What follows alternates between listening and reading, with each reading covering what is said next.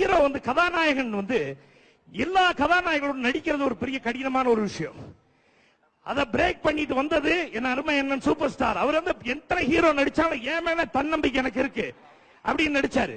இப்போ அந்த வழியில என் தம்பி அருமை தம்பி இளைய தளபதி ரஜினி சாருக்கு அப்புறம் அதே சின்சியாரிட்டியில் இருக்கிற ஒரே ஆர்டிஸ்ட்.